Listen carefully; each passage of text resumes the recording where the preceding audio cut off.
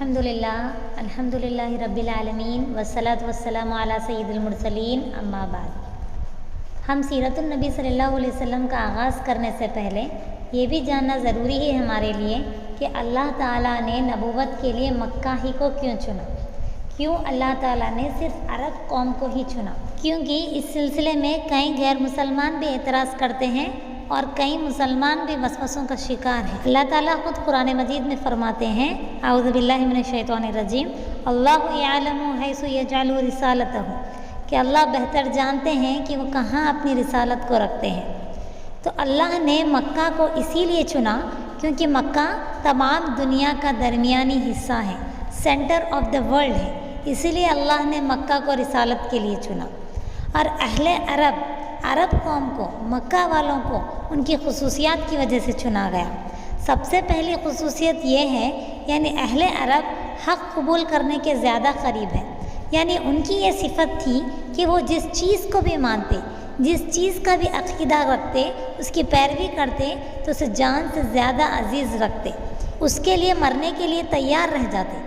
اسی لیے اللہ تعالیٰ نے عرب کو چنا، کیونکہ جب وہ اسلام قبول کریں گے تو مثالی کارنامے انجام دیں گے، اور ہم اور آپ جانتے ہی ہیں کہ اہل عرب نے اسلام کے لیے کیسے کیسے عظیم کارنامے انجام دیے ہیں۔ دوسری وجہ، اللہ تعالیٰ نے عرب کو ان کی دوسری اہم خصوصیت، یعنی ان کی لسان، ان کی زبان، ان کی لینگویج کی وجہ سے چنا۔ اگر آپ عربی سمجھیں گے تو آپ خود حیران کن رہ جائیں گے کہ یہ ایسی زبان ہے جس کا مقابلہ دنیا کی کوئی زبان، کوئی لینگویج نہیں کر سکتی۔ اس کے جملے، اس کے انداز اور اس کی باریکیوں سے اہل علم واقف ہیں۔ اگلی وجہ عرب قوم کو چننے کی یہ ہے کہ اہل عرب کی عادتیں، ان کی خصلتیں عظیم تھیں، یعنی وہ جھوٹ نہیں بولتے تھے، موت کو پسند کرتے مگر جھوٹ ان کے لیے باعث عار تھا۔ جیسا کہ ہمیں ہرقل کے قصے میں ابو سفیان کی گواہی ملتی ہے کہ جب ہرقل نے نبی صلی اللہ علیہ وسلم کے بارے میں ان سے پوچھا تو ابو سفیان نے، باوجود اس وقت وہ کافر تھے لیکن آپ صلی اللہ علیہ وسلم کی تعریف چھپا نہ سکے۔ اس طرح کے ہمیں کئی قصے ملتے ہیں۔ بات یہ واضح کرنا تھا کہ ان کی عادتیں اور ان کی خصلتیں نمایاں تھیں۔ اگلی خصوصیت یہ تھی کہ اہل عرب ذہین تھے، بھلے وہ ان پڑھ تھے لیکن قوت حافظہ باکمال تھا، اور ان کی یہ باکمال صفت کی وجہ سے کروڑوں احادیث نبوی، شریعتی احکام بغیر ملاوٹ کے محفوظ ہیں۔